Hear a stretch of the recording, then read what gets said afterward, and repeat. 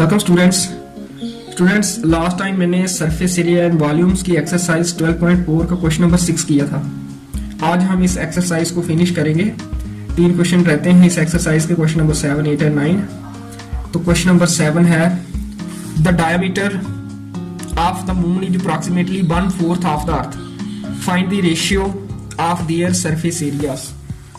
Moon का diameter लगभग earth के डायमीटर का 1/4 है, तो इनके सरफेस एरिया की रेशियो हमने फाइंड करनी है। सबसे पहले लेट कर लेते हैं। लेट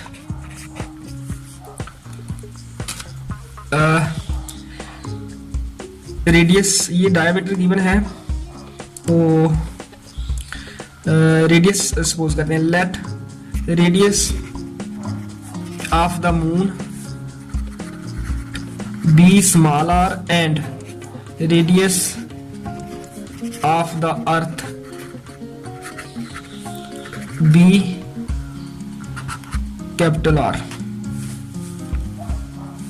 Now गिवन क्या है हमारे पास, जो मून का डायमीटर है वो D मान लेते हैं, ये है 1/4 of the diameter of the अर्थ, ये गिवन है। The diameter of the moon is approximately 1/4 of the diameter of the earth। जहां हमने अर्थ का डायमीटर कैपिटल D ले लिया और मून का डायमीटर स्मॉल d ले लिया। डायमीटर होता है 2r और ये 1/4 ऐसे आ गया, और ये अर्थ का diameter 2 times radius of the अर्थ, ये है, ये 2 कैंसल। तो radius of the moon 1/4 of the radius of the अर्थ हमें मिल गया। अगर डायमीटर 1/4 हो तब रेडियस भी 1/4 ही होगा मून का, तो ये हमें मिल गया r = 1/4 टाइम्स कैपिटल R। अब हमें रेशियो फाइंड करनी है। देयरफॉर रिक्वायर्ड रेशियो फाइंड करनी है सरफेस एरियाज की। सरफेस एरिया होता है 4πr²। किसी भी स्फीयर का, अर्थ और मून दोनों अप्रॉक्सीमेटली स्फीयर की शेप में होते हैं, तो इसका आ जाएगा 4π। ये है surface area of the moon, ये है surface area of the earth. 4 cancel, π cancel, r ऐसे ही आ जाएगा r², और ये जो r है ये है 1/4 टाइम्स, सॉरी यहां से हम क्या निकालेंगे, r निकालेंगे, r = 4r।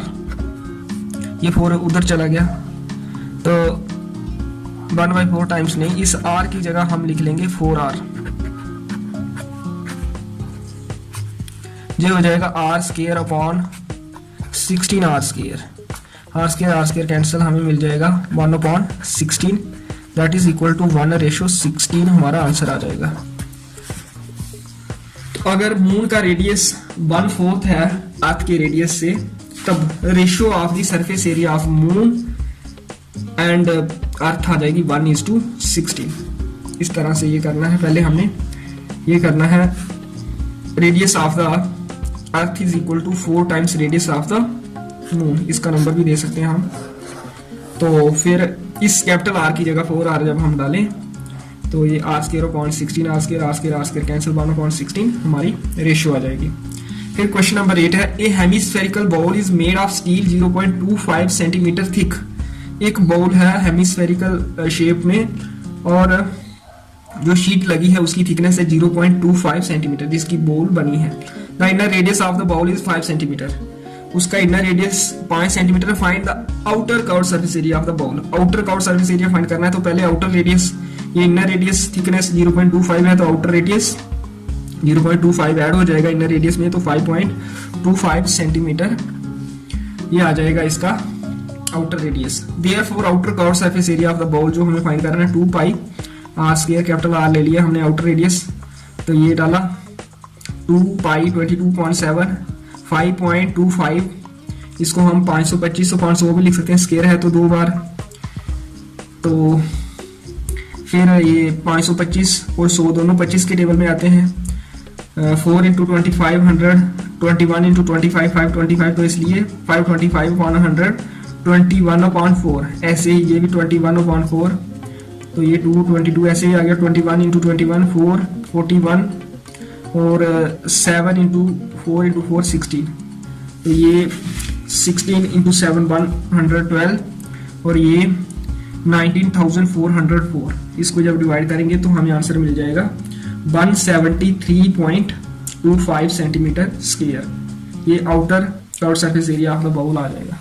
फिर है क्वेश्चन नंबर 9 और लास्ट क्वेश्चन इस एक्सरसाइज का। A right circular cylinder just encloses a sphere of radius r. Find surface area of the sphere, curved surface area of the cylinder, ratio of the areas obtained in part first and second. 3 चीजें find करनी है। ये given है कि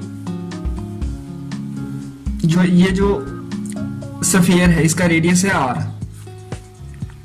और ये right circular cylinder है, ये इस स्फीयर को एनक्लोज करता है, मींस पूरा फिट आता है ये स्फीयर इसमें। तो स्फीयर का रेडियस अगर r है तो सिलेंडर का रेडियस भी r ही होगा, क्योंकि ये पूरा फिट आ रहा है। ये सिलेंडर का रेडियस है और यहां से लेके यहां तक ये स्फीयर का रेडियस है। स्फीयर का रेडियस ये भी ले सकते हैं। तो अगर ऐसी सिचुएशन हो तो सिलेंडर का रेडियस भी r ही होगा और सिलेंडर की हाइट 2 टाइम्स r हो जाएगी, क्योंकि यहां से लेके यहां तक r और यहां से लेके यहां तक r 2r इसकी हाइट हो जाएगी। तो ये हम लिख लेते हैं रेडियस ऑफ स्फीयर बराबर है रेडियस ऑफ सिलेंडर r के equal and height of cylinder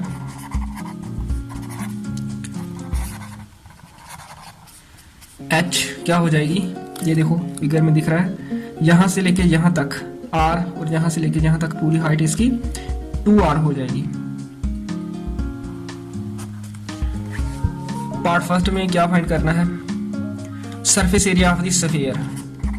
surface area of the sphere ये होता है 4πr²। सेकेंड पार्ट में curved surface area of the cylinder. Curved surface area of the cylinder ये होता है 2πRh। 2πr सिलेंडर का भी यही है और h सिलेंडर का 2r है, 2r। तो ये 2 जब 4πr इंटू r r²। तो CSA सिलेंडर का भी 4πr² आ गया इस केस में। और थर्ड पार्ट में हमें रेशो फाइंड करनी है, ratio of the areas, required ratio.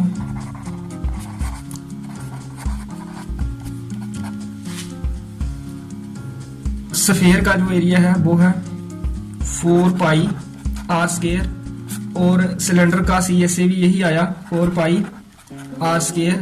तो इसलिए 1/1 ये रेशो आ गई 1:1। तो इस क्वेश्चन से हम क्या कंक्लूजन निकाल सकते हैं कि अगर कोई स्फीयर ऐसा हो जो किसी सिलेंडर में पूरी तरह से फिट है, मींस सिलेंडर उसको जस्ट एनक्लोज करे, तो मतलब इधर इधर इधर और इधर नीचे 4 जगहों पे ये स्फीयर इसको टच कर रहा है सिलेंडर को, तो तब स्फीयर का सरफेस एरिया और सिलेंडर का कर्व्ड सरफेस एरिया बराबर होता है। ये रेशो 1:1 मींस बराबर आता है। इसी के साथ ये एक्सरसाइज खत्म हुई। सरफेस एरिया एंड वॉल्यूम्स की पहली 4 एक्सरसाइजेस खत्म हो गई। पहली एक्सरसाइज में हमने क्यूब और क्यूबॉइड का एरिया फाइंड किया, फिर दूसरी एक्सरसाइज में सिलेंडर का एरिया, तीसरी में कोन का एरिया, कोन और सिलेंडर का एक कर्व्ड सरफेस एरिया होता है और टोटल सरफेस एरिया होता है, और चौथी एक्सरसाइज में स्फीयर और हेमिस्फीयर। स्फीयर का तो एक ही सरफेस होता है, इसलिए एक ही उसका सरफेस एरिया। हेमिस्फीयर का एक कर्व्ड सरफेस होता है, एक सर्कुलर सरफेस होता है, इसलिए उसका टोटल सरफेस एरिया भी होता है। अब नेक्स्ट 4 एक्सरसाइजेस हैं, उसमें इन्हीं साइलेंट फिगर्स का क्यूब, क्यूबॉइड, सिलेंडर, कोन और स्फीयर, हेमिस्फीयर का वॉल्यूम फाइंड करना है हमने।